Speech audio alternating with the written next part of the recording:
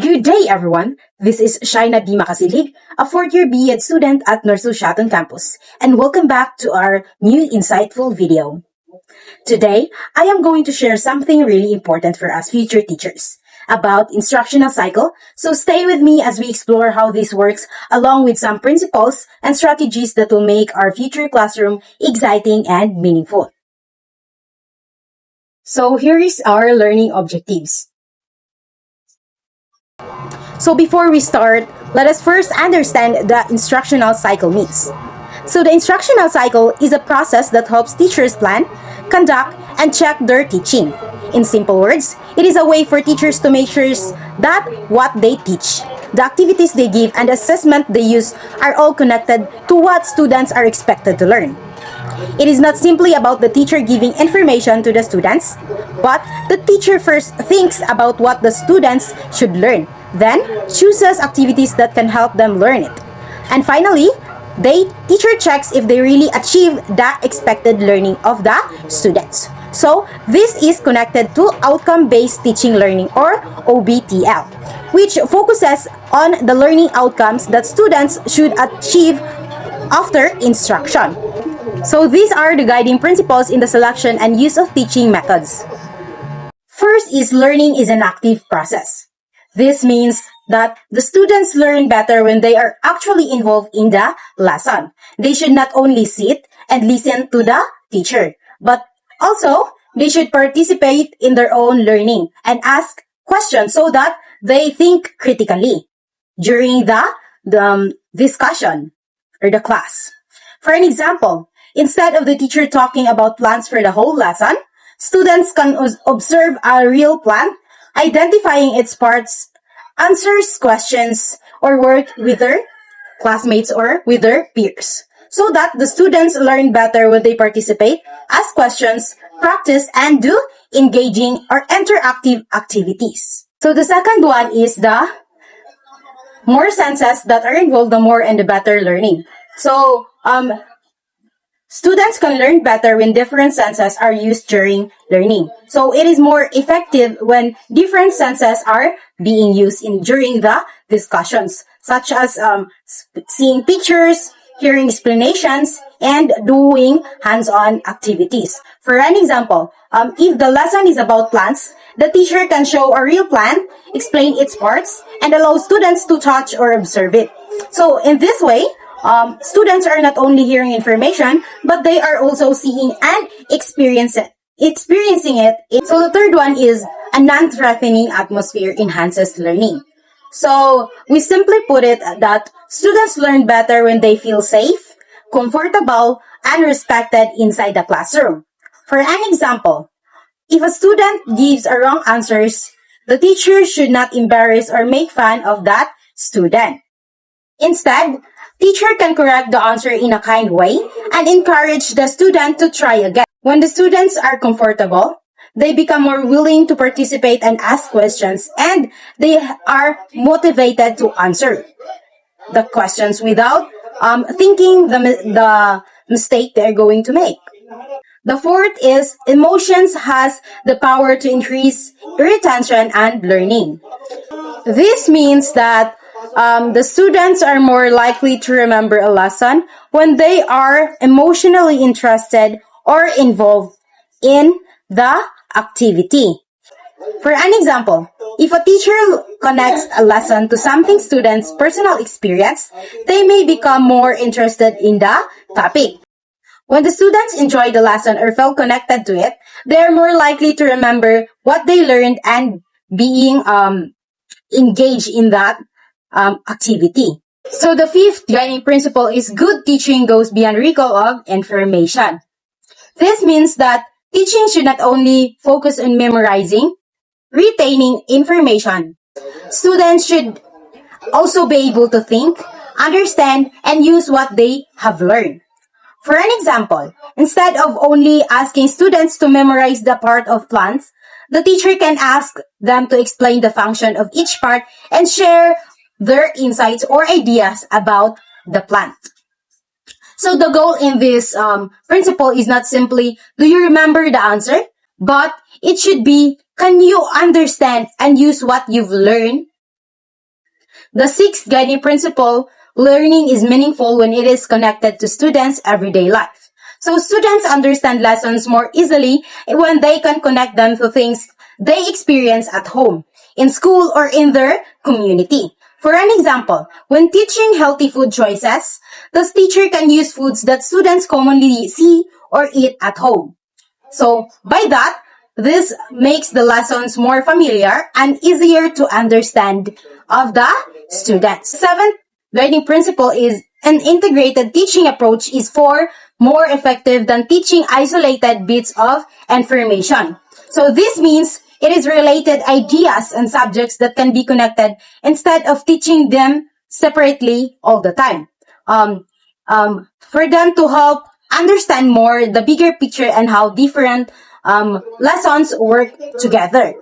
For an example, a lesson about plants can be connected to science, reading, art, or even in mathematics. So by connecting related lessons, students can better understand how different ideas work together, connect the different subjects together. Now, why are these guiding principles important? These principles help teachers choose teaching methods that are more appropriate for their learners. These guiding principles are very important and crucial because the Department of Education or DepEd promotes standardized and competency-based teaching through the K-12 curriculum. And also, TESDA has been practicing competency-based teaching and assessment for a long time. CHED requires all higher education institutions to use outcome-based education, as stated in CHED Memorandum 46 Series of 2012.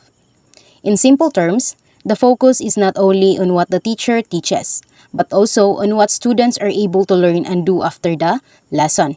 Now, let's talk about outcome-based teaching and learning or OBTL. OBTL is the application of outcome-based education in the teaching and learning process. It is a student-centered approach which focuses on the intended learning outcomes of the lesson. It is concerned with planning instruction, which is focusing on the outcomes, choosing the methodology that leads to the intended outcomes, and an assessment process that determines the attainment of intended outcomes for the students. For an example, instead of simply saying, I will teach the parts of a plant, but instead, the teacher should have a clear outcome such as student will be able to identify the main parts of a plant and explain the function of each part.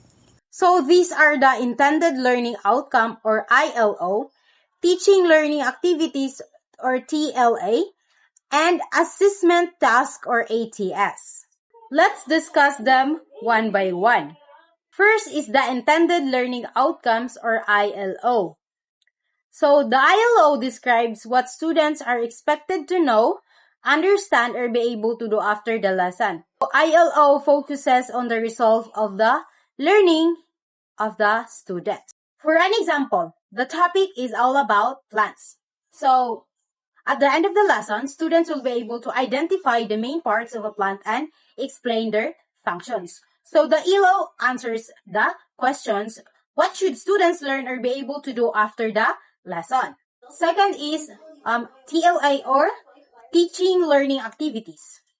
So these are the activities and learning experiences provided by the teacher to help students achieve the intended learning outcome.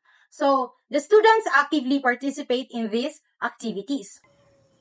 For an example, the topic is about plants. The teacher can show a real plant to the class. Students can observe and identify its parts. They can also together with their group mates to label a plant diagram and discuss the function of each part. So by these activities, it is very important because they help students to reach the expected or intended outcome. So the TLA answers the question, what activities will help students achieve the learning outcome? The third is the assessment task or ATS. So an assessment task is an activity used to check whether the students have achieved the intended learning outcome. So it gives the teacher evidence what the students have learned in the lessons that are being discussed. For an example, The topic is about plants. After learning about plants, students can be given a blank plant diagram. They will label the roots, stem, leaves, flower, and fruits and write the function of each part. So through this activity, the teacher can check if the student really understood the lesson. So the AT or assessment task answer the question, how will I know if students learn the lesson?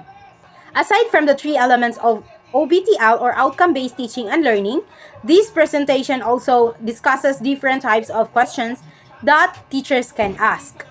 First is the factual questions. These questions ask students to recall facts, information, names, dates, definitions, or basic details. They usually have specific or correct answers. So example are, what are the three states of matter? The second is divergent questions.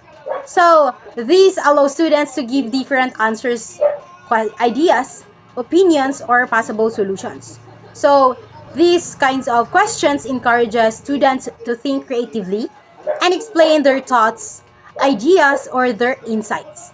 So one of the example of these questions are, what are some ways we can reduce plastic waste in our community? The third is affective questions. So these questions focuses students' feelings, values, attitudes, beliefs, and personal experiences. So by this, it helps teachers to understand how students feel or what they value about a kind of topic. So one of the example of this is, how would you feel if you saw someone being bullied, and what would you do? By these different types of questions, it helps teachers to understand not only what students remember, but also how they think or feel about the lesson. So, and that brings me to the end of my discussion. To wrap it up, the instructional cycle helps teachers connect the learning outcomes, teaching activities, and assessment. The guiding principles remind us that students learn better when they are actively participating, using different senses. They feel safe, become emotionally involved to the lesson, and connect lessons to everyday life. They think beyond memorization and also see the connections between different ideas. We also learn that the three important elements of OBTL. These are the first is intended learning outcomes or ILO. So these are what students should learn or be able to do. Second is teaching learning activities or TLA. So these are the activities that help students achieve the intended outcome. The last one is the assessment task or ATS. These are the activities used to check if the students achieve the intended outcome. As a future teacher, understanding these ideas can help us prepare lessons that are not only focused on teaching, but also on making sure that our students are actually learning. That's all for my report today. Thank you so much for bearing and staying with me while exploring and discussing this kind of topic. Again, I am Shaina B. Makasilig, a fourth-year B.Ed student at North Shatton Campus.